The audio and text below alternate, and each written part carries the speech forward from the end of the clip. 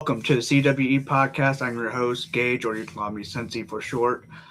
This podcast is sponsored by WG or Advanced G, your official energy drink for your podcasters, streamers, and content creators.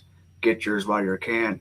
Using the code CWE10, get 10% off with every purchase you make. And also be sure to check out my merch, brainbusterscheese.com. You'll have to scroll a little bit. You'll see my Sensi Wrestling Enthusiast logo. Yeah, go check it out, support it. It means a lot. I have a special guest today. He is from the Cincinnati area, local. So I'm gonna bring him in. The Daredevil, Pennsylvania Hello. Smith. How we doing, buddy? Yeah. I'm doing all right. Normal day. Nothing crazy. That's good. That's good. Um, so this is gonna be about, I don't know, 30, 40 minutes. We're gonna Okay. just dissect your wrestling career and when did you start training? So I started training in March of 2021. So Okay, so just right about after 5 COVID. years ago. Yeah, Okay, yeah. okay. What's the training like? Is it Um, so I trained at Bone Crushers, which right? I don't know. Have you ever interviewed anyone Yeah, who's I've trained at Bone interviewed Crushers? Beck Reeves. Okay, yeah, yeah. So Yeah, yeah. actually, that's who I was just traveling with over the weekend. Oh, So cool, cool, cool. me and him started training around the same time. I believe he showed up like 2 weeks after I did. Okay. But yeah, training there is, I don't want to say it's like grueling or anything, right? Because I Right. think it's not a place that's meant to beat you down and make you think you have to really tough things out. Because in the pro wrestling business, you can't rely on other people to whip you into shape. Right, for Bone sure. Crushers is a fantastic place that teaches you the fundamentals, teaches you how to be a safe and professional worker. You know, um, it's a place I'd recommend anybody in the area to go. I've met some of my closest friends now through this, and the trainers there, Pompano Joe, incredible, really good. Roger Ruffin knows how to bring out the best in his students, and I mean, we've seen just how far some of the guys from our school can really go. For sure. Uh, who would you say your biggest mentor, role model, in pro wrestling or outside of pro wrestling? It doesn't matter. Um, I mean, like growing up, it was always really easy to identify with the wrestlers you saw every week, and CM Punk was a big one for me. For sure. He introduced me to that straight edge lifestyle, which I've been straight edge since I was a teenager. Awesome, So awesome. yeah. So like he introduced me to that, and he like helped me break into a subculture that introduced me to music and people, and his influence really kind of transcended just wrestling itself. For And, sure. and then guys like Jeff Hardy had a big impact on how I viewed how you can be a pro wrestler. Yeah. Because like I know a lot of smaller guys will bring up like Rey Mysterio. He was the David versus every Goliath in the company, right? Yeah, he was But the guy like you Jeff, wanted to root for. right, exactly. But Jeff Hardy showed that like just being willing to throw your body on the line, being willing to just throw yourself at somebody, can be impactful, and you don't have to be the biggest guy in the room to take someone down. For sure. Like I actually met the Hardy Boys last year, and super cool, man. They have a huge impact on my childhood for sure. Yeah, I Um, believe it. I even got their logo tatted on me. but Yeah, I mean, I uh, saw a lot of people with that logo. It's a common one, yeah. for sure.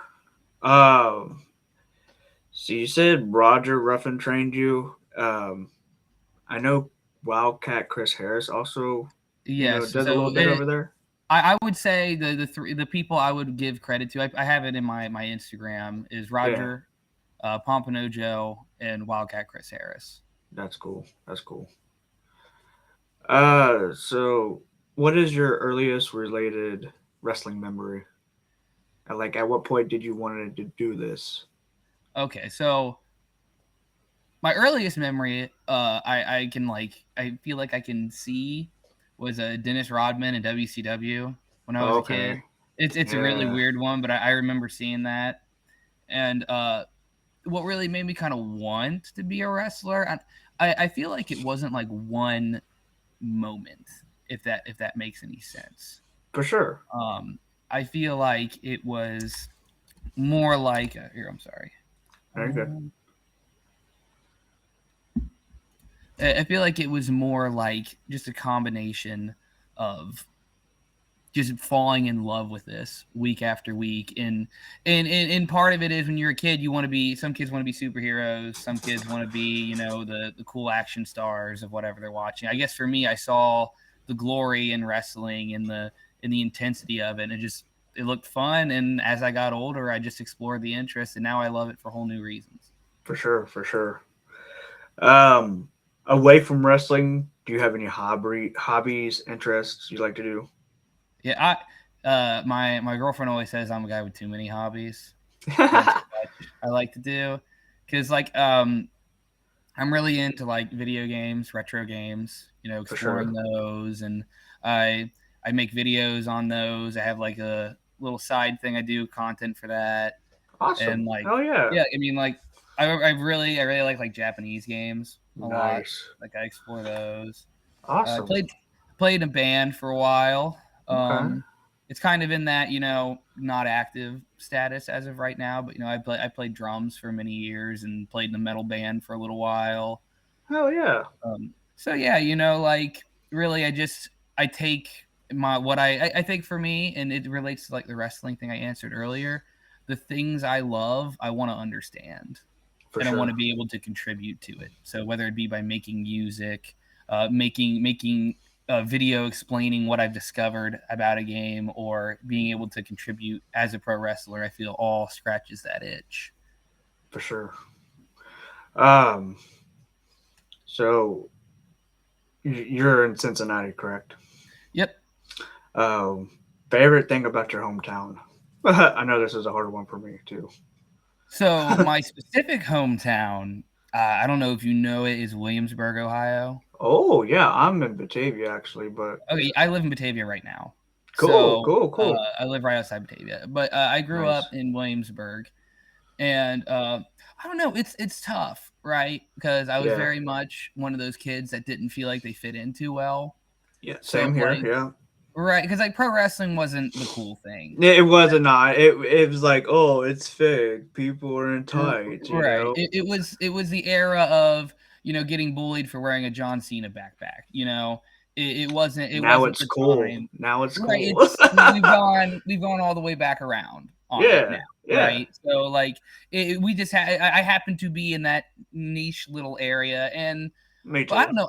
I think, and this may seem like kind of like a dig at it in a way, but I think I liked how small and inconsequential my the impact I had on there was so little in the grand scheme of the world. For Like, my sure. graduating class was like 70 some kids. Really. So like the minute I left, everything up to that point didn't matter. It didn't matter what people thought of me. It didn't matter what people thought of my hobbies, my passions, my dreams, and I could Right. just commit to those.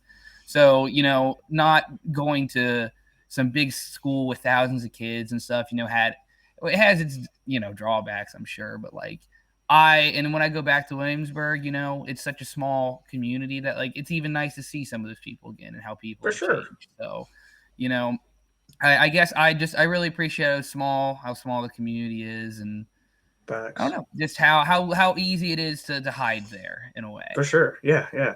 I interviewed actually Michael Montana. Bethel, Um, right?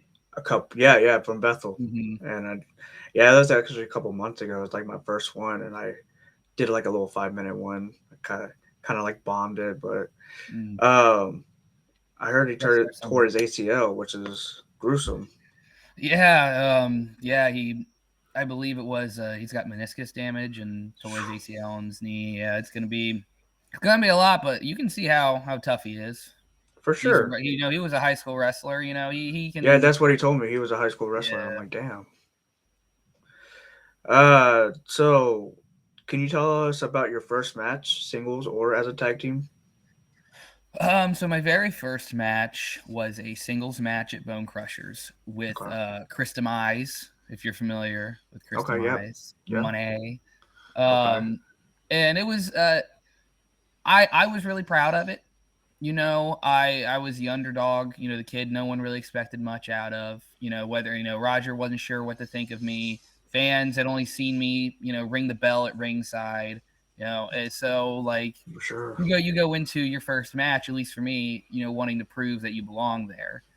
And I Absolutely. feel like I feel like I did. I proved that I could hold up. And I actually watched the match back kind of recently. Well, it's not the greatest footage of it, but I still think even now, I showed that I wasn't afraid. I wasn't afraid to commit to things. I wasn't afraid to throw my body at things like Jeff Hardy did. You just got to Right. do it. You just got to do it.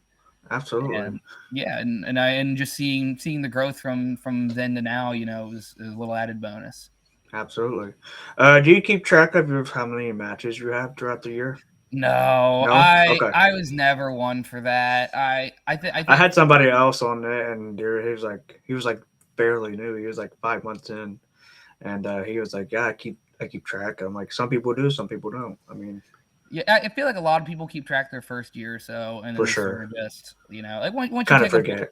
right. It's Yeah. easy when you have like for example the Northern Wrestling Federation. When I was Right. working there once a week, it was really easy for me to just tally that up, But since I've gone to other places and I've done a few bookings a week, some weeks, it makes it a little harder to keep track of. And in a way, I kind of like not knowing For because sure. I'm a very analytical person. So if I was like, oh, in these 4 years I've been wrestling on shows.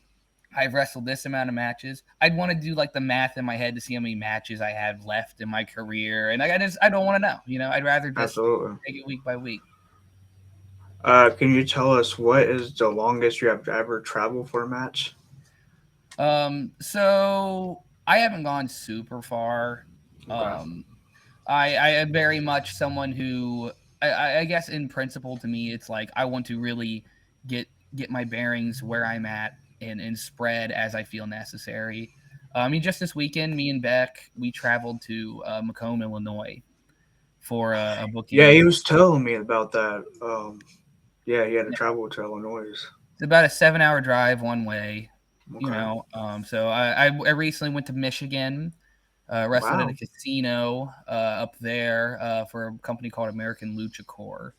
Okay. Uh, yeah, it was a really cool show. Like it was in the casino's like concert hall. So like we went out on the big concert stage to make our entrance, and the ring was set up in the middle of all these tables. I believe it was like some kind of like big company event because it was all catered. Everyone had like meals, and they were watching the wrestling, For and it sure. was really really fun. The casino was in the middle of nowhere, but like the people showed up. That's pretty cool though. Hell yeah. Hmm. Hell yeah. Let's see. What else? I know I got some more.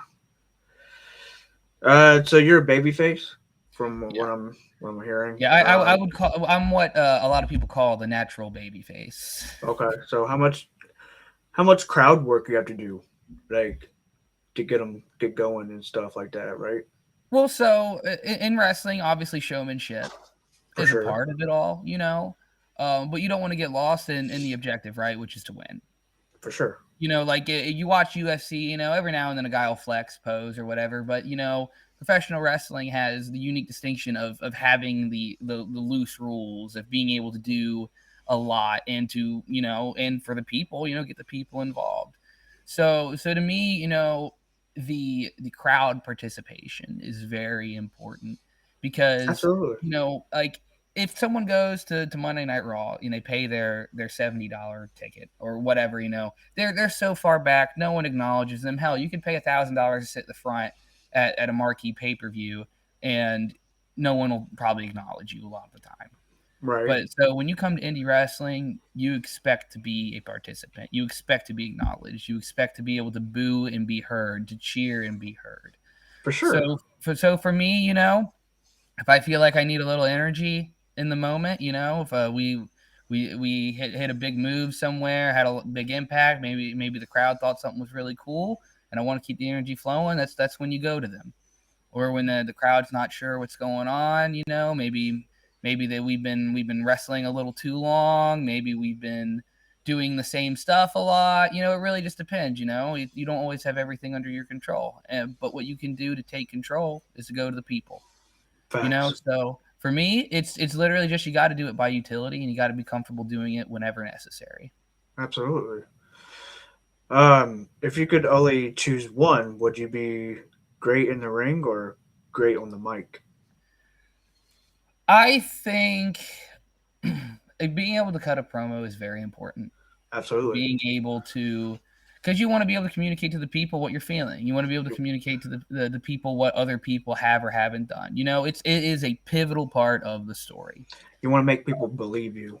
Yeah, For sure. exactly. I mean, you got to say things with conviction. I mean, I can believe it in all my heart, but if I'm nervous with a microphone in my hand when I say it, people don't think I'm the real deal. Right, right, right. Now, but at the same time, if I go out there and I don't know what I'm doing, and I have to be, carried by a tag team partner or something else to be able to be a competent, wrestler, Right. then you're stuck. You're just stuck. You might as well just be an announcer. For sure. So I think for me, it's very hard to pick a distinction of one or the other. I think in this universe, right? I think I would pick being in the ring over just being able to talk because you can always supplement that. We've seen it on Yeah. TV. We've seen it We've seen it everywhere. multiple times. Yeah, for sure. Right. So like that's the better case scenario, but I don't think anyone should get comfortable with that. See, like you get Ricochet, who's great in the ring, but like not that very good of a promo It promo guy. depends on the guy too, because sometimes it's just like sometimes it's not the right fit for what they're doing. It is probably not. Yeah. Yeah, so like I think Ricochet, is a very funny guy when he's in the moment, and he's able to work physically. Like when the people need something to laugh at, he knows how to make them giggle with something silly. For sure. Even For sure. even if maybe you don't find him to be the most convincing person when he's trying to talk to you. Absolutely. Um, have you had a strange encounter with a fan? I mean, yeah, there are fans that cross the line. Yeah. Unfortunately, since I am a man, I don't get the worst of it by any means, right? Okay. Like So you're a baby you, face, so like it's they don't really. it's not so much. I would argue. I guess I'll say this for the sake of like a fan listening. It's I personally don't see much issue with most of what is yelled at heels and such. Like there are definitely lines that can be crossed with the For sure. words and things you say to people. But for me, it's more of a personal boundary physically with a lot of the people they perceive as the good guys, right? Absolutely. The wrestlers that should like me. So you got your women's wrestlers a lot of the time who have to deal with people crossing the line, whether it be inappropriate messages, comments, trying to grab them around the waist in photos, Right. But and I recognize the privilege of me as a male wrestler not having to see that as often. Hmm. But I've definitely had. I mean, like I've had people try to put their hand in the waist of my tights, like to like get my attention, like Oh. Okay. Okay. Yeah. Like like hey, to put hey, like hey. a finger like in the waistband, and I was like, "Won't do that. That's not right. I don't need your fingers in my underoos, dude." Right. Like, so, um, yeah, there's definitely moments where like a fan will come up and would try to get a photo with you, and you're trying to get backstage because intermission's over, and they really pressure you. But like the big thing too, I would say this is something that a lot of people need to be better on too, is just communication with fans. In my opinion, keep it in the comment section. For You sure. know, we don't need DMing fans. We don't need fans DMing us. If No. you're inquiring about something business related, merch or something like that, cool, makes sense, right? Maybe you Right. want to know if you're coming to a city, that's cool. But Do you just like? be like, Yeah. but just messaging a guy, messaging like someone like me or a women's wrestler or anybody, and just being like, "Hey, how you doing?" I think I don't know. I think there is a line, in my opinion, and which is why I don't generally talk with people like that casually. For sure. I get that. Um. Let's see. Yeah, I know you have to improvise in a match or storyline. Can you Hmm. share an example where you had to? I mean, hell, I mean, and as a when you're a wrestler, things don't go plan all the time. No. Like I had several matches with James Cross in 2025, and with these matches, we had a lot of weapons and stipulations, and a big one was the ladder match at Summer Sizzler at the Florence Shaw Stadium. Okay. Okay. And there are moments where you kind of just have to think on the fly. Like I was up on the top rope trying to hit Chris Demise with a move I do all the time, the blockbuster.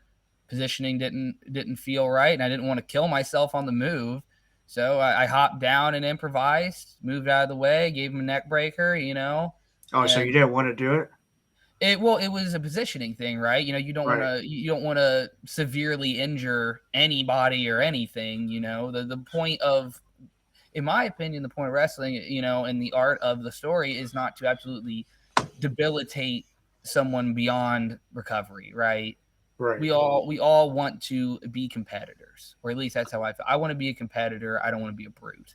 Okay. So, taking those steps, to think on the fly and to know when to not do something for your own safety, I think it is very important. And the other guys understood, right? Like Well, of they knew. course. I mean, they were holding Okay. a ladder in their hands, Okay. Okay. Okay. you don't want to screw something up when you're working with foreign objects. No, of course. So, I mean, and there's plenty of small things here and there. I mean, I promise you, people improvise in every match you've ever watched. I see it sometimes. Yeah. Do you have an all-time favorite match as a fan?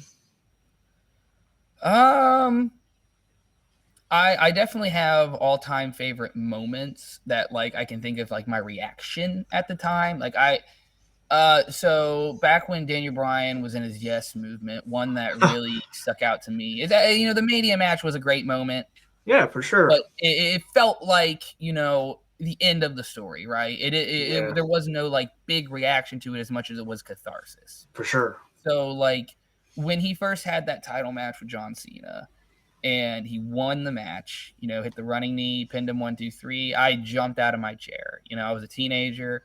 I thought it was awesome. I couldn't believe it. Super Cena, was taken Yeah, down. yeah.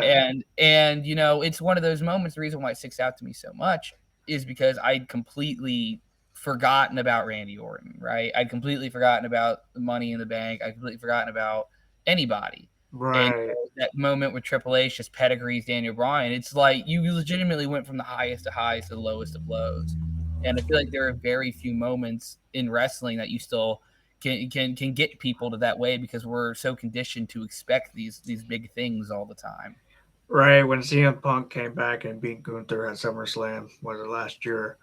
And then Seth Rollins cashed in, like, because we never thought CM Punk would be a world champion back in like once he came back to WWE. Mhm. And yeah, exactly what you said. The highest is highest and the lowest of lows.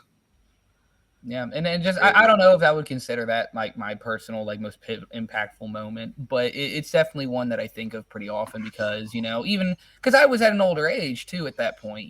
For sure. I wasn't 12 years old anymore, so being able to get that reaction out of me, someone who had reservations about pro wrestling to an extent, and then being able to make me believe like I was a little kid again is just something so important. Let's see. Who will be a dream opponent? It could be for you. It could be two other opponents for you. Yeah, it's a lot. So I it's very easy to pick like a big popular guy, right? Yeah, Makes your right. career, it means you've gone somewhere. So like it's very easy for me to pick like a hero of mine, like a Jeff Hardy or a CM Punk. For sure. But when I think of someone that I think I would have a really cool match with, and it's someone I put over all the time as being one of the most underrated of his era, and that's Tajiri. I Okay. I Okay. I would love. He's retired now, Yeah.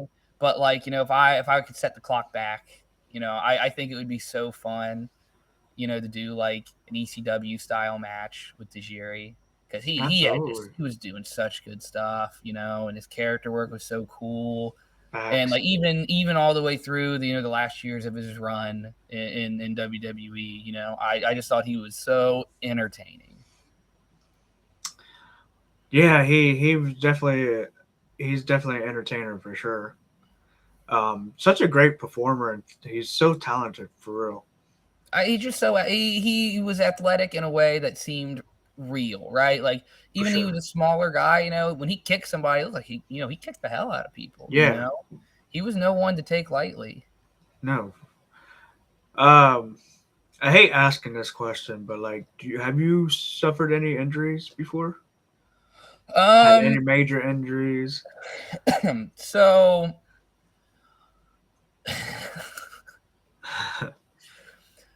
the first injury I ever had was I had injured the top of my shoulder. Okay. I was throwing it into Geary and I cut it a little too close and I landed on my shoulder. It was one that nagged me for a while, but it wasn't really anything major. Um, the worst injury I've had in professional wrestling was there was a moment in the match where I was charging at two guys. They turned it around on me and threw me out of the ring onto a pile of guys outside the ring. Oh my god. Big spot. Right. Now, due to the combined force of my jump and their throw, I hit a pole on the outside of the ring. Oh shit. And I had to go to the hospital. I needed Oh stitches. my It god. was a whole thing. You And got like busted up pretty good. I had this massive bruise all along my backside from where I Yeah. landed on it, and it was rough, And I hit it. You hit it full force. I mean, my whole body weight was pinpoint on the top of a pole. Ooh. So it it. But the thing is, I got stitched up, checked it out. I was only out for 2 weeks. That's So ain't bad, then. while it was like a scary type thing, I really didn't suffer any loss of time, and I bounced right back. That's good. That's good. But other Um. than that, I've been pretty good. Knock on wood, Right. of course. For You don't know. sure. Absolutely. Um. Let's see. Um. What kind of are you like a strong style type? Um. Like high flyer. So the way I've always qualified it is I consider myself a high flyer, Okay. but I don't consider myself like a luchador style of wrestler, Right. right? Right. I'm not there to do, really pretty moves. I'm not there to show off athleticism. I'm the daredevil. I am going to jump off of something and just throw my body weight at you. Like Facts. that's my philosophy, right?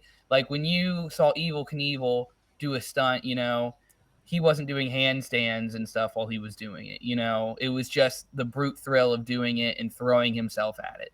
Like Right. shooting yourself out of a cannonball, jumping through a ring of fire. It's not about being neat. It's not about being fluid. It's about just doing it, throwing For sure. yourself into it, throwing caution into the wind. That's why I like moves like the swanton. That's why I like moves that diving out of the ring. That's why I don't know. Like I like doing the cross bodies. I like doing drop kicks. I like the stuff that's not about being coordinated. It's about just knocking someone down. Right. For sure. What's your finisher? I do the swanton as a Oh, finish. okay. So I'm Yeah, done. Okay. that's how I Okay. usually finish people off. Yeah, swanton. Nice. Nice. Nice. I think I've seen on your Instagram. Uh. Yeah, the You're. photos You're. of me like levitating and doing Yeah. all. Yeah. Yeah. I was like, that's so cool, man. That's so cool. Hell yeah. Yeah, I love when they post a photo like that because it literally just looks like I'm just like still because Yeah. there's like no blur. I'm just flat out in the air. It's It's awesome. very I like fun. it.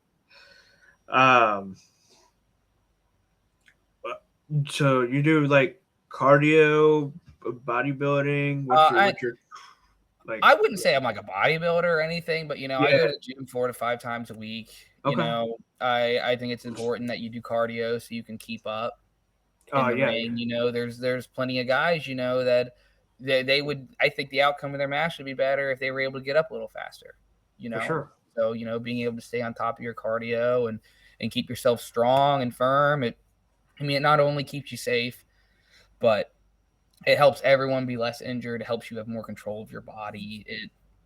To me, it's even if you're not someone who's looking to sculpt your body, it's important you stay in shape for your safety. for sure. What is your thoughts on the industry, like as a whole? Like now that we got way more companies, Yeah. promotions. Talk about AEW, WWE, TNA, Ring of Honor. Um. Like So I, I'm of not course, wasn't. I'm sorry. You can finish. I'm not trying to say like I'm not trying to bring in no tribalism because I don't think there should be a tribalism. Sure. I think Yeah. it's just pro wrestling. You need to watch it because let's face it, because no company is better than either. I think it's the same. I think there is merit to standing by your locker room. Yeah, It's similar to like how a football team, right? You stand by your brothers, and you look out for them, right? Doesn't make you better than anybody or anything inherently. In terms of like just speaking on the industry, I mean, I've only been working in it for 5 years, so right.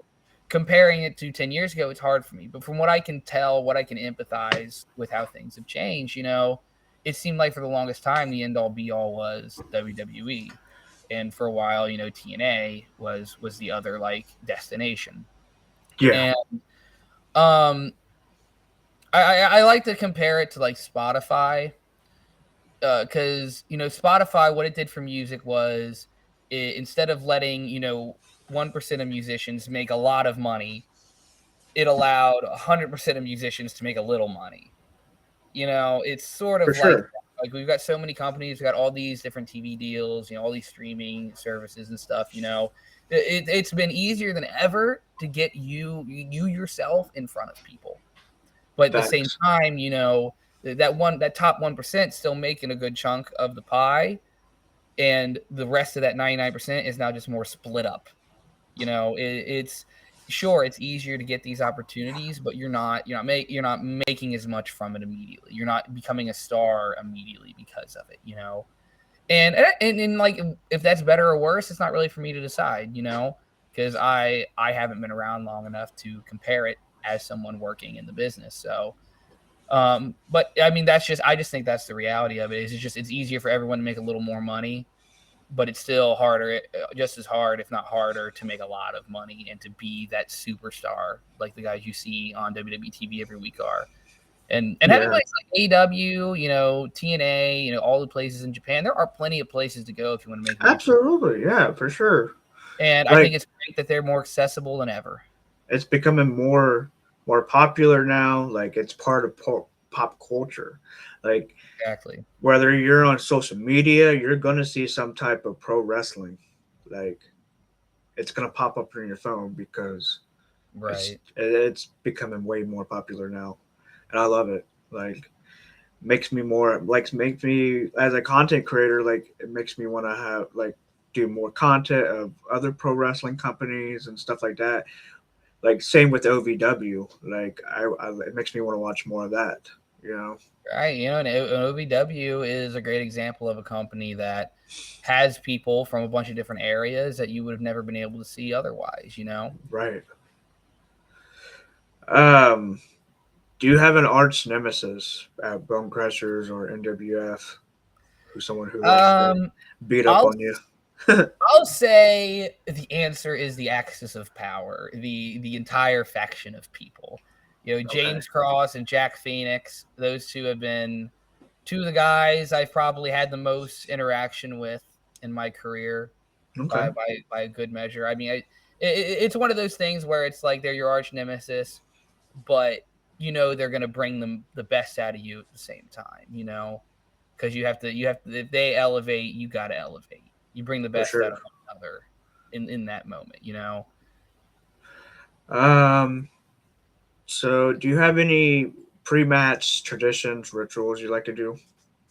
See, that's the thing is there's a lot of guys that do, and I just throw on Some my people gear don't. People. and Some wait people and do. just wait to go.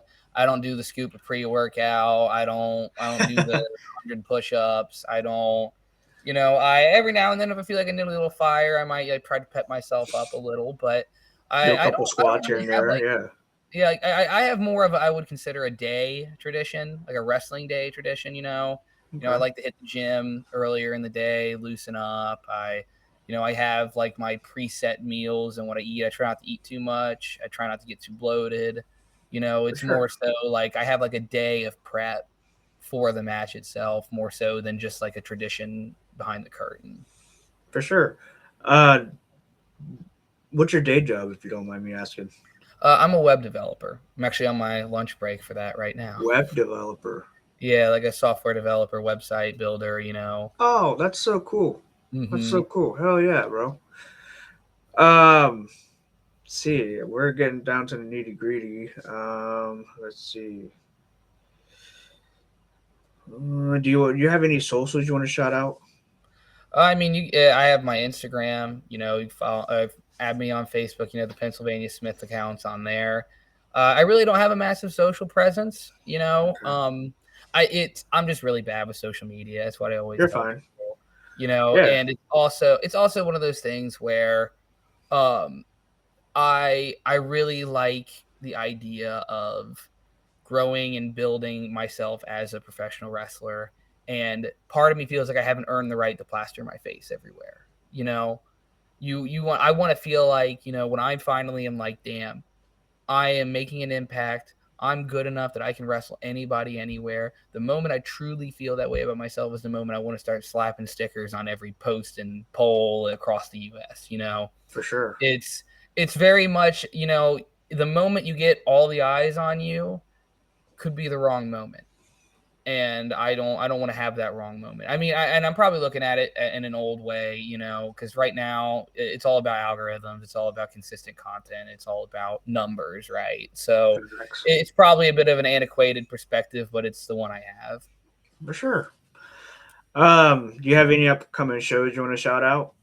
Yeah, I mean, we got this Saturday at Bone Crushers.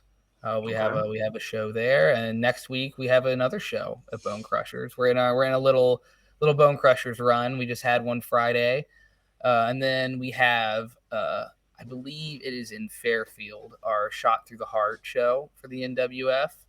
Okay.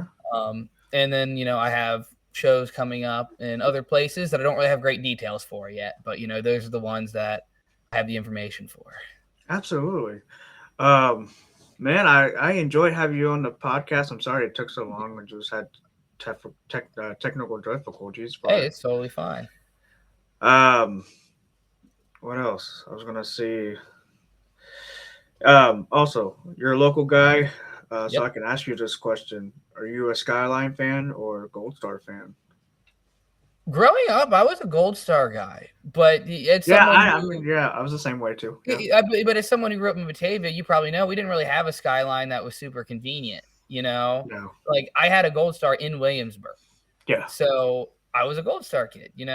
for sure. Um, as I got older, I moved to UC for a while. I was down there for 4 or 5 years, You said and DC. yeah. Wow, how So was I that? would go. I mean, college experience. Okay, Pandemic happened last year. Didn't get a graduation. Kind of a, but damn. is what it is. But going to that, going to the Skyline on Ludlow, and having those late nights there because they were open so late, it just really Yeah, changed my connection with it, and it made me feel closer to the city I live in. And and then we have aftermatch traditions. Like there are plenty of times that me and like Denver Drake, we'll go out to Skyline after a show and just hang out. So like I've as an adult, I've grown a lot closer to Skyline and its identity in Cincinnati, even though I ate nothing but Gold Star for a right. good I was the same way when I grew up. I was introduced to Gold Star, but as I got yeah. older, I eat Skyline. I'm like, I like Skyline. Like, it's definitely got that culture vibe to it, I guess. Right. Yeah. I don't know. It's just if you're in Cincinnati, Skyline's the one you go to. Facts, facts. But Camp Washington's underrated. I heard a lot of things about Camp Washington. Yeah, they're underrated. They're really good. I like them a lot. There was a place in St. Bernard that was good called Chili Time for a little while. I thought they were all right. I heard of Only got them. to go there once though. But man, I appreciate you hopping up on the show and talk a little Yeah, bit of of course. wrestling with me, bud. Um, this will conclude the stream, I guess. And yeah, I'm gonna shout out my sponsors real quick and let you go. Cool. I appreciate you guys for watching. This is the CWE podcast with my special guest, co-host Pennsylvania Smith, and it's been a pleasure. Shout out to the sponsors, WG, Advanced G. Use my code CWE99, get 10% off for every purchase you make, and also be sure to check out Brainbusters, my logo and my merch. You'll have to scroll a couple, but I got like t-shirts, stickers, hats, sweatshirts, you name it. Do you have any merch as well? I don't have any right now. No. I'm fresh out of it, but we'll see what the future holds with that. Come to a show Absolutely. and there might be some there. Absolutely. Oh yeah. All right, guys. I appreciate you for watching, and you've been an awesome co-host. I appreciate you, bro. Thank you. All right, buddy. I plan to have you back on the show here in a couple months, if Yeah, I that's cool mean, with I'd you. love to talk more wrestling. Absolutely. All right, guys. I appreciate it, and have a good day.